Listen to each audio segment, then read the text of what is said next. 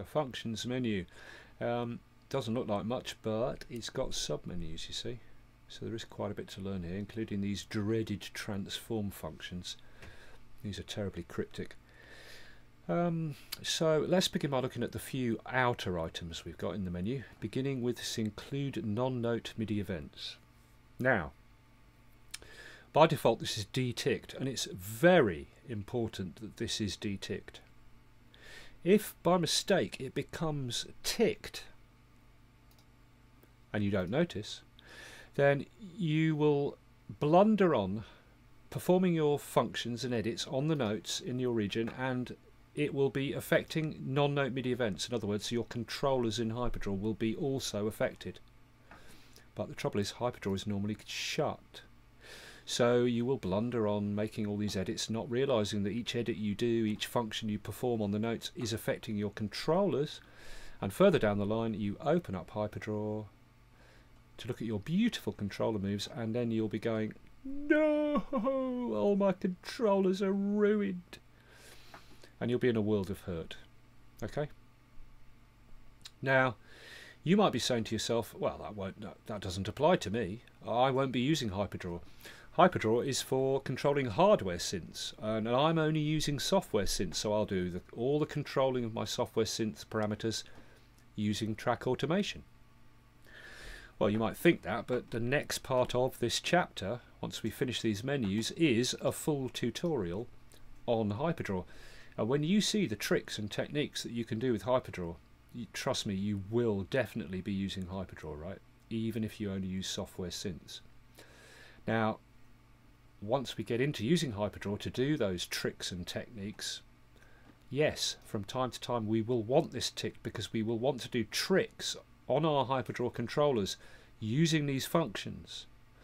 So we do want them to be affected then, the controllers, right? But at all other times, this should be deticked. Very important, it's deticked. Okay? Alright. So, what else have we got? Well, we got the set locators by events, which we assigned in chapter 2 to the custom key command 0. Okay, if you want to see all the custom key commands, watch chapter 2 of these tutorials, right? Now, this works the same in piano roll as in arrange, because it is in fact the command set locators by selected regions or events. Okay, so once you've assigned that command to a custom key command, then in arrange it works on regions. You highlight a region, press the 0 key, and it puts the left-right locator range around the selected region or regions, right? But in piano roll, it does the same to a cluster of notes. So you highlight a cluster of notes and do the same key command, but with piano roll as your active edit window. And it puts the left-right locators around the selected notes, which is quite useful because, for example, you can have the left-right locators cycling around your region, and you edit the region, and then at some point you can just highlight a cluster of notes, a problem cluster of notes maybe, and do the same key command, but with piano roll as your active edit window, and it puts the left-right locators around just that selected cluster of notes, and then you can cycle around that cluster of notes doing your little tweaks, your little edits. And when that's all correct, you then highlight the region in arrange and do the same key command to put the left-right locators back around the whole region and carry on editing your region, right? So that's quite useful. What else have we got? Well, we've got quantize selected events and undo quantize, but we've covered quantize in this chapter earlier, right? You know how to quantize and undo quantize. I don't know why these are here, forget them. We also then have this copy MIDI events, which brings up this dialog box. Now, do you know what? I don't want this tutorial to drag on and on. For me to even explain why this is crap would waste too much time. It's a waste of time. Okay, it used to work quite basically, but they changed it, and it's, do you know what? Just forget it. Now that only leaves two other things outside of the submenus, and that's these unlock and lock SMPTE position commands here, or functions, right? Which are greyed out. Okay, well, we highlight a bunch of notes. Let's say we've edited these and these are perfectly edited. The timing of them is perfect. Now we've highlighted them. It says functions lock SMPTE position is now available. Now SMPTE means Society of Motion Picture and Television Engineers. And SMPTE code is a time code. SMPTE time code is used to synchronize image to sound in film and television, right? So this command actually means lock time position. So you just highlight your notes that are perfect, lock their time position, and then they cannot be moved in time.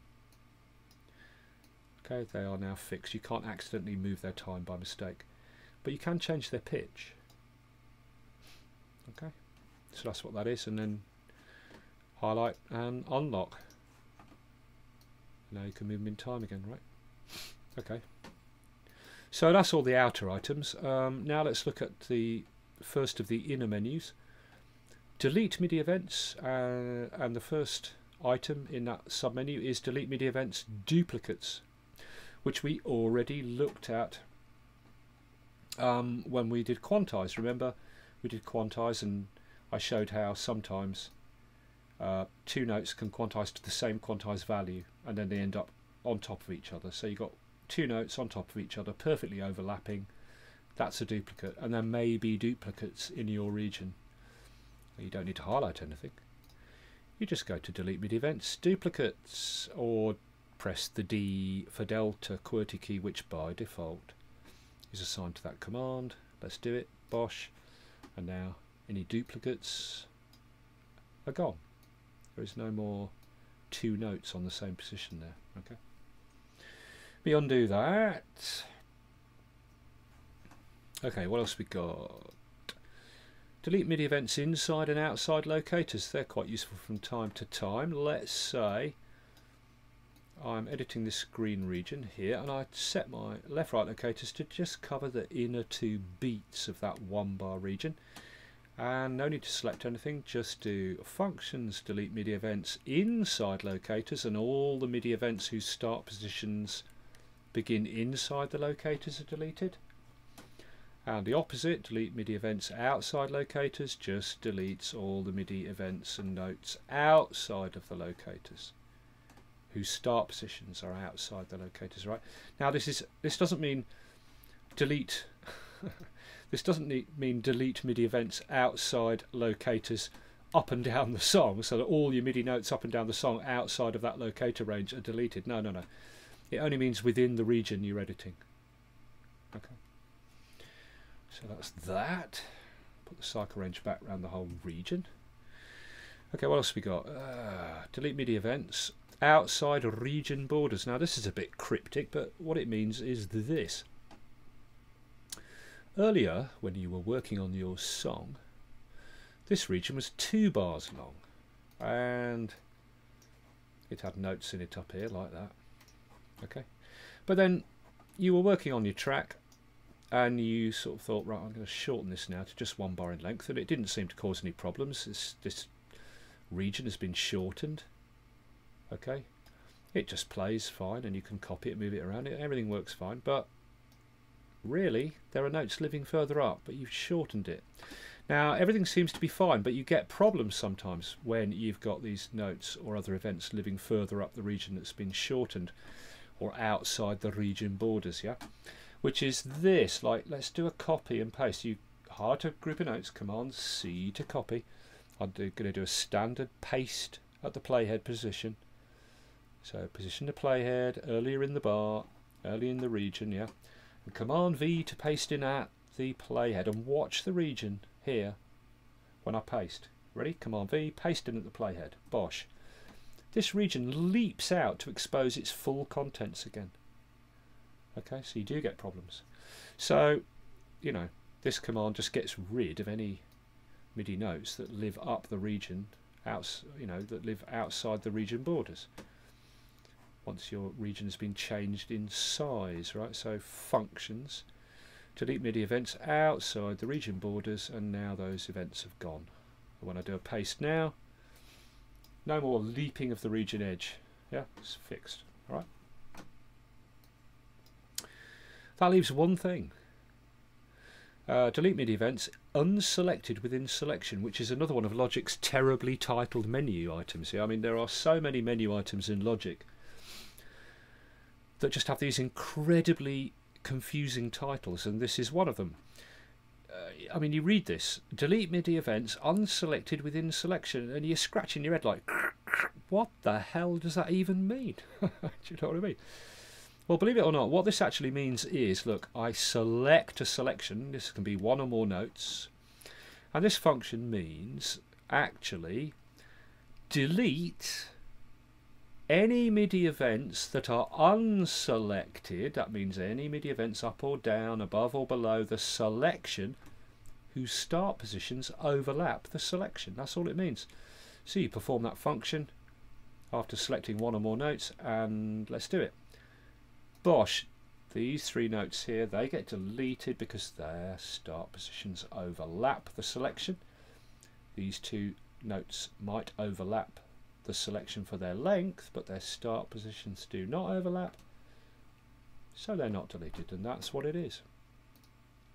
It actually means delete any unselected items above or below the selection whose start positions overlap the selection, right? And that is your first submenu, delete MIDI events.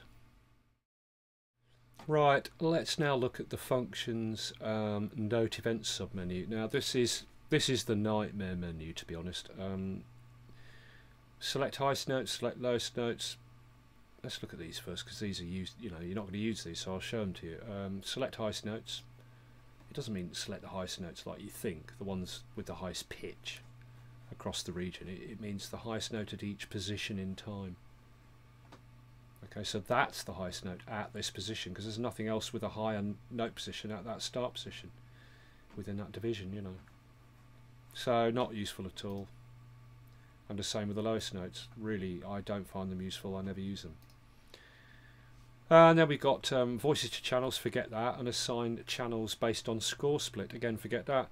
And that just leaves sustain pedal to note length, which if you are a keyboard player and you actually play keyboards using the sustain pedal, like a Rhodes or piano or something, yeah, you might want to make your sustain pedal to note length, and your sustain pedal moves will be in your hyperdraw, yeah, but otherwise you won't use that. So that just leaves these commands, the overlap commands to correct overlaps, and the forcing of note legato. Well, actually, you know what, let's look at the note force legato first. Okay, now there are two instances, selected any and selected selected. Okay, let's look at that. Okay, it's best to use these, and I'm not going to get into explaining these in their fullness because I will be here forever, but just trust me. If you're going to use force note legato, most of the time you should use it in selected selected, which means that Logic is comparing only between the selected notes. It's ignoring any other unselected note. Then it works very predictably. If I want to legato these notes into each other, I do note events, force legato, selected selected, and they legato into each other. I could bring in that note by doing shift and left click to bring this extra note in. Again, force legato selected selected, these legato together and the blue note extends to legato to the orange note. It works as predicted. But it gets incredibly messy when you start doing selected any, because then Logic is comparing between the selected notes and any others, and all hell breaks loose. Now I've tried to explain the rules by doing a few videos, and each video ended up being 25 minutes long. So I'm not, you know what, I'm not going to bother to really get into it. Just trust me. Selected, selected. If you've got a busy pattern, if you want to legato between two notes, say that note and that note, just highlight them both. Force legato between them. Selected, selected, and they legato into each other. Okay? Or those three, or those four. It works as predicted. Note events. Force legato between selected and selected, only between the selected notes. All right. But when you do selected any, it's trying to compare between the selected notes and any others that live in the pattern. And you know, I mean, look at it. There are so many notes. So if I I don't know, selected that note. Force legato between it and anything else in the region. And you get all this thing about chords, which is a rule to do with anything that overlaps this note more than halfway up its length. Logic thinks it's a chord. The other note overlapping it is part of a chord with it, and then all hell breaks loose. Alright, so I'm telling you, don't bother with that. Okay, just use selected to force legatos in busy regions. It works fine. I mean, you know, you can legato that note into that note. Shift, left click, that note into that note. As long as there's nothing else along that, yeah. And then that note into that note. Believe it or not, it will work. Force legato, selected. This note legatos to that note legatos to that note. Okay. Yeah, to show you how that's quite useful, for example, let me get this. I'll move this pattern out of the way. This one. I'm just going to put in another pattern there. Fresh one. I'm going to colour it. What colour should we make it? Some sort of salmon pink. Okay, now let's put in some notes.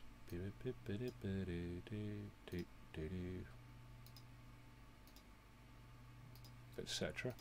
Right, force note legato, highlight the lot. There's nothing else in this pattern though. Now, once we got no other clashing notes in the pattern, we can be more adventurous and use the selected any maybe. But let's see. Look, note events, force note legato. Now, if I do selected, we get what we expect. They legato into each other, and the last note just sits there. It doesn't legato anywhere.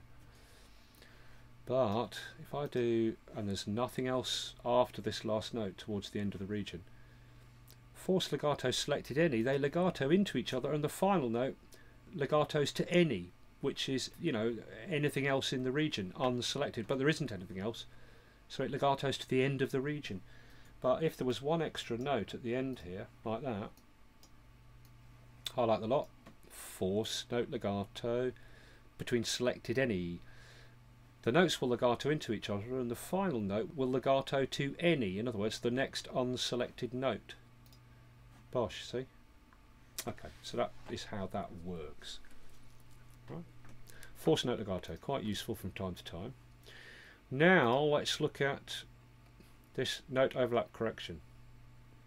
This is a nightmare, trust me, but let's do it. Okay. Now, note overlap correction. It's a nightmare. It's a true nightmare. Again, best to use with selected, because then you get predictable results.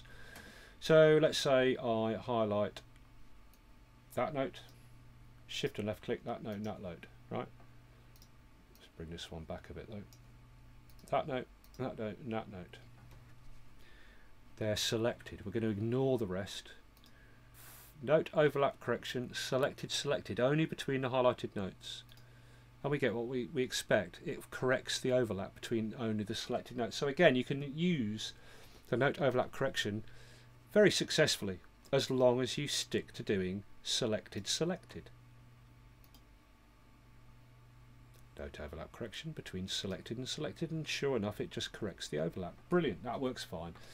And it works the same on the same pitch. You know, if these notes overlapped on the same pitch like that, highlight the lot. Note overlap correction, selected, and it stops them overlapping. It just makes them all not overlap, right? But it's when you get into the selected any in a busy region, it all goes crazy. Watch this. Let's stop that being overlapped, but with selected any, so Logic's going to compare above and below to see if there's anything overlapping it.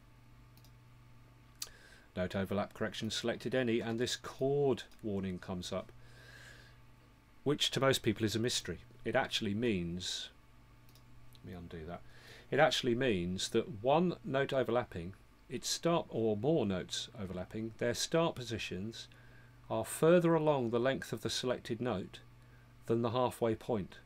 So this actually means that Logic thinks the note above is part of a chord with this highlighted note. Now this overlaps as well, but its start position is not halfway along the yellow note. This blue note, its start position is further than halfway along the yellow note. Okay, so Logic thinks these are a chord. So watch. Both these, this and this, both overlap this note. This one doesn't, because it's about start positions overlapping. In fact, to make it clearer, I'll move that out of the way. It's only about start positions overlapping. So note events, force overlap correction, selected any, and now this note, the blue note, overlaps the note that was selected, and its start position is further than halfway, you know, along the length of this note. So Logic thinks this blue note is part of a chord with the selected note. Now if I do delete, it will delete the blue note it thinks is part of the chord, and then shorten this to not be overlapped by whatever else is left. Blue note disappears, this gets shortened to not be overlapped by the green note. So you see what I mean? This chord business, it's not, because sometimes it happens when you've got a bunch of notes overlapping like that. Okay, for example, you've got a bunch of notes like that overlapping this note. Let's get rid of that one now. So you do note events, overlap correction, selected, oops, selected any. Now here comes this chord warning, you see. Now when you see that chord warning, what you think is that Logic means this below, these three notes are a chord. It doesn't mean that. It's not even looking at the green and blue, these two bottom notes. It's talking about this orange note. But this warning is very cryptic. Some overlap notes appear like chords, which makes you think that Logic thinks these three notes are a chord. Now it doesn't mean that. It means the orange note is further along, its start position is just over the halfway length of this note. If I bring the orange note back, now watch. Note overlap correction, selected any. No more chord warning, and Logic simply shortens the note being overlapped by the orange note. But as soon as this orange note creeps over halfway, the halfway point of this green note, if I do selected any now, compare between the selected note and any, Logic sees the orange note and sees that its start position is over the halfway line of the length of this note, and it thinks the orange and the selected note are a chord. Now if you do keep, Logic will keep the orange note it thinks is part of the chord and then shorten this note so it's no longer being overlapped by the green note, the next note it finds. Yeah, which makes it, you get very confused. Or selected any, if you choose delete, it will delete the orange note and shorten this note to be not overlapped by the green note, the next note that overlaps, right? If you do keep, shorten, then it keeps the note in the chord and just shortens so the overlapping note is not overlapped by the first note, the orange note, like that. So, you know, if you're going to use this note overlap correction, use it with selected, then it kind of works how you expect, all right? It can be very useful from time to time, like for example here, I've got, that's not what I wanted. Where is my pattern?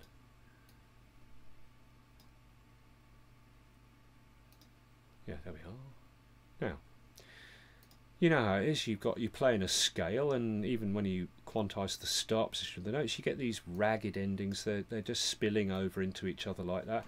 This is triggering an ESM, and therefore the glide is on the ESM, which works on when notes overlap. It's a portmanteau effect. One note slurs into the other if they overlap. So you get this. Yeah, only the first note triggers properly, and then this note overlaps that, so this slides into that note and this slides into that note. They portmanteau, they glide into each other. So we can use this note overlap correction quite usefully for these kind of situations. Highlight the lot, note overlap correction, but use selected, and it just Just makes them all so they perfectly step into each other. It gets rid of the overlap. And then you can drag in ticks just the ones you do want to glide into each other. Like that. So it's very useful. It's very useful when you've got a bunch of notes, a scale up or down and up or whatever, and the notes overlap, to just correct those overlaps so they all perfectly step into each other. Note overlap, correction, selected, selected. Perfectly stepping into each other notes. Yeah, so it works quite cool to fix those kind of things, yeah. But we also have this last one, note overlap correction for repeated notes. Well, let's try it. Highlight the lot. Note overlap correction for repeated notes. Nothing happens because they're not on the same pitch. It's about where they're on the same pitch. But drag these so they overlap each other on the same pitch. Note overlap correction for repeated notes, meaning on the same pitch. Bosh, done. They all nicely don't overlap now, yeah? Alright, so that's your note events menu. Okay, let's finish off the functions menu now by looking at these transform functions, okay? And these are an absolute nightmare, trust me on that, okay? But I've tried over and over to make the video of these transform functions, showing them to you, but there's no way. It's just going to take too long. So I'll just show you some of the basic ones that are the most common. Okay, anyway, let's begin with fixed velocity, and we choose it. And look at this box appears. This is a transform box, and I mean, look at the state of it. The hell! It just covers all your screen, you can't see anything. I mean, look at all this wasted screen estate. I mean, oh my god, these transform boxes are so bloody primitive. I mean, you know, God almighty, they've been around for so long. I mean, I'm pretty sure, you know, they appeared in Jurassic Park. I think there was a scene where there were some eggs hatching in the background and one of these transform boxes popped up out of it, you know what I mean? I mean, good God, look at the state of this thing. I mean, these transform boxes have been in Logic for so long. They've never been updated. I mean, you know, these have been in Logic since, oh, I don't know, since Logic used to run on Steam back in like 1865 or something. Do you know what I mean? And you'd have to go down and buy your copy of Logic from ye olde Apple store and then take it home in an oxen cart. Do you know what I mean? I mean, just look at this thing. It's just horrible. But unfortunately this is what we have to use because there are some transforms that are quite useful. Now the other thing to note is that once you've opened your transform box, you can drop down this list, and here are the same menu items as in the actual transform menu. So once your transform box is open, you can switch between these different transform functions here, if you like. Okay, once the box is open. Okay, so let's just look at a few of the basics, and then I've decided the best way to do this is once I've shown a few basics, I will then show transform functions being used in further tutorials where certain transform functions are very relevant, so you can see them being used in the real world. And for example, these two functions, double speed and half speed here, okay, now I'm going to show you those being used when we move on from this menus part of this chapter we're doing at the moment, and after we finish the menus we're going to go on to look at hyperdraw. Okay, now when we do the hyperdraw bit, I'll show you the double speed and half speed being used in hyperdraw to do two fantastic techniques or tricks. Okay, so yeah, that's the best way to do it. I'll show you a few now and then we'll show the others being used as we go along, right? So one of the basic ones that's easy to do and is used a lot is fixed velocity. When you want to make all your notes the same velocity, which quite often happens, especially with drum patterns, you might want to get all your notes back to the same velocity. So you just highlight a bunch of notes and then set your velocity here. You can arrow the velocity up and down or drag it. So I'll set the velocity to 65. Now once you've set your parameter, you can then either highlight the notes you want to transform and do operate only, and it will do the transform on just the highlighted notes, or you do select and operate and it selects everything in the region and applies the transform to everything. But I'm just going to do it to these notes. So operate only, and they all get a fixed velocity of 65.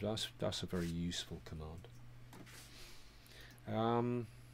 So is fixed note length. We quite often want to make our notes the same length.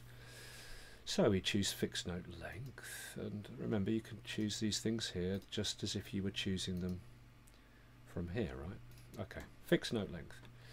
Slightly more complicated because now we have to choose the value for the fixed note length, and we have this stupid little box here. I mean, look at the amount of screen estate, and this is the size of the box that we get to set the note length, and it's in bar, beat, division and ticks, and these are very fiddly to adjust. But basically, let's set all these notes to a 16th fixed length. So to do that, we have our division here in 16ths, and then we just need to push up our division, right? Remember, bar, beat, division, push it up to 1. So 1 division at 16ths, in other words, 1/16th will be our fixed note length, and we highlight the notes that we want and fix them all to exactly a 16th in length. You want to do them in an 1/8, then push this down to an 1/8, and then these parameters all change here. You can do it by maths, but I'm not going to show you it that way. Double click that ticks quantity, so it's highlighted and isolated with a grey box around it, and type 0 to reset it. And now with our grid, you know, division in 1/8, push up the division again to 1. So 1/8 is going to be our fixed note length, and we apply it to these notes, and bosh, they all become exactly an 1/8 in length. Okay, so that's a useful function. What else have we got? Maximum note length. Okay, the way that works is, let me make some of these a bit longer. Let's just push these two up out of the way a bit so they're not cluttering up our view. Okay, in fact I'll just move all this lot across. There we are. Okay, get rid of that one. Go on, off you go. You had it. Oh god, what have I done? There we are. Right. Maximum note length. There's a bunch of notes, all different lengths, but some of them are long, like that one and these two, and say this one. Oops, I'm doing 2. Hang on. And this one. Some of them are long, some of them are short. So we're going to fix our maximum note length, which means that any notes that are too long will be restricted to that maximum note length, but the shorter ones that are below the maximum note length will be left at their original length. Okay, so again we have this stupid box, bar, beats, division and ticks. So, and these boxes never remember what you last did, they always reset themselves each time. So drag it also, bar, beat, division and ticks is all set to like off or 0 in the case of ticks. Now we can make the maximum note length 1/8. We'll leave it in 8ths for the division here, and we need to push up our division value here to 1. So 1 division, and our division is in 8ths. So we're going to make the maximum note length now an 1/8, which means any notes that are longer than an 1/8 will be shortened to an 1/8. The shorter notes will be left alone. Here we go. Bosh, and these 4 big notes, that and that will reduce to exactly an 1/8 in length. You see? Let's just undo that. Yeah, that one, and that one were over an 1/8. So they get reduced to the maximum note length of an 1/8. The shorter notes are left alone. The notes that are within an 1/8 in length. Yeah? And as I said, all the notes that were restricted to maximum note length, now they look exactly an eighth in length. Right, that's maximum note length. And minimum note length is the other way round. It restricts, you know, it's telling the pattern, the notes that you've selected, if you're shorter than the value, then you're going to be brought to that length. But if you're longer, you're left alone. Show. Again, you've got to reset all this because Logic will not remember. And this time I'm going to do it in 16th. So I'll put the grid. Oh, these are 16th already though. No, they're not. All right. Right. So 16th down here for our division. And again, I've got to drag this ticks amount down here in this stupid box till it says 0 and everything's set now. Bar, beat, division and ticks are all set to their off kind of position. Now push up my division to 1. Okay, so 1 division at 16ths is our minimum note length, in other words a 16th. So any note shorter than a 16th will be lengthened to be a 16th because that's the minimum note length that we're going to force on this group of notes. Any notes longer than a 16th or a 16th already will be left alone. Here we go. And the only ones that will move, I think, are these. Yeah, and they now become exactly a 16th in length because they were too short before, you see. Let me just make them shorter still, and I'll make these two shorter. Okay, so, and this yellow one. Okay, so, whoops. So that note, these two notes and these are all less than a 16th, the others aren't. So highlight the lot, and we're going to apply 1 division at 16ths for the minimum note length, a 16th. Operate, and all the short notes will become a 16th because that's the minimum note length that we're forcing on these notes.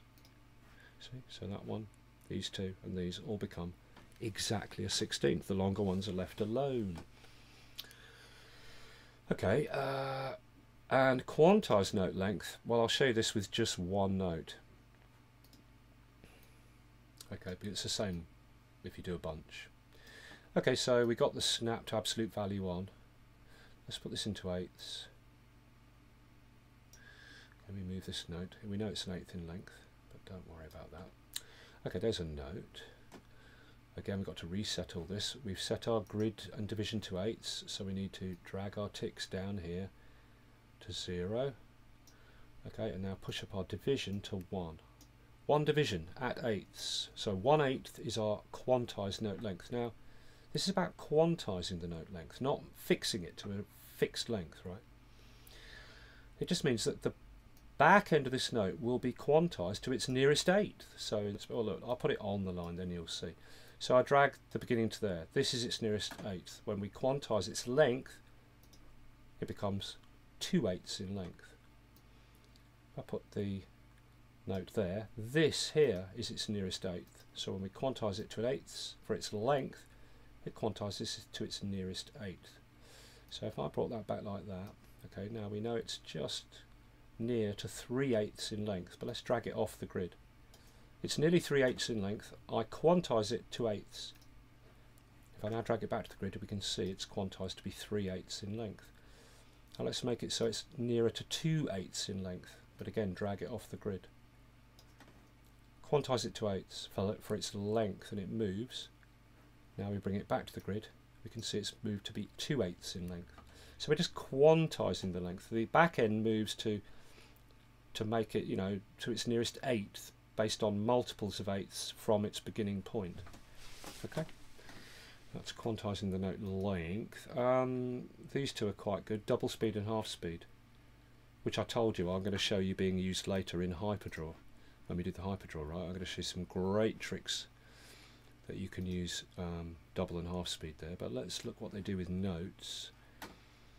Okay, here's a bunch of drum notes. Let's put the grid back into 16ths. There they are. So they're 16ths, but let's fix their length to a 30-second. So put my grid into 30 seconds. Drag that down to 0 for the ticks. Now push up my division to 1. 1 division at 30 seconds. Let's fix our note length at 1/32 in length. Okay, they're a 30-second in length exactly now. Okay, now we can go and do this double speed thing. Alright, double speed, nothing to change here. We got a 1 bar region. And I'll put it into 16ths. And it's got 16ths that are a 30-second in length. There are 16 notes on 16ths, a 30-second in length. Now we get a double speed. Nothing to change here. Double speed. Now they become double speed. So now they're 30 seconds that are a 64th in length. Like that. Yeah? But before there were 16ths, a 32nd in length. And if we half speed them, they become eighths that are a 16th in length. Now if you half speed them, it's made the bar now 2 bars long. The region is now 2 bars long. Before, when they were normal speed, there were 16 notes across a 1 bar length region. But we half speed them, they become an eighth, spaced apart by an eighth, because we're half speeding them, so the region becomes twice the length to contain those half speeded notes, because now we've half speeded them, so they've become twice the amount of length across the region. So now the region is 2 bars long. Okay, that's half speed and double speed. They're quite cool.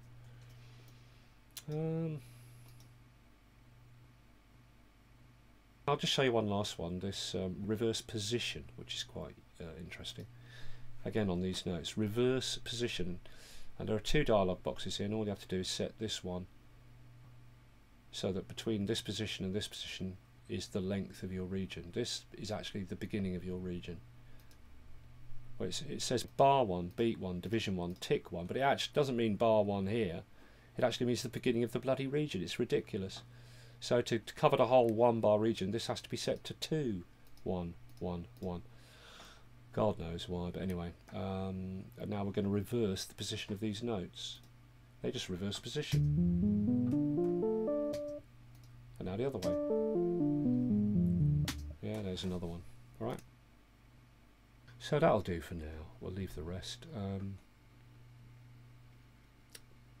As I say, I'll show you these when we use them in real life, further down these tutorials, right? But that's a few of them to show you what they do. And as I say, in the next bit of this chapter, when we finish the menus and the shortcuts, we're going to do a hyperdraw tutorial, which is going to be great. There's some great stuff in that, and part of that will be showing you the use of double and half speed on controllers to do some really cool special tricks and techniques, right? So there you go, that's your functions menu finished. Okay, transform, they're horrible, but you know, they're a necessary evil. We need them from time to time. So there you go, that is your functions menus finished.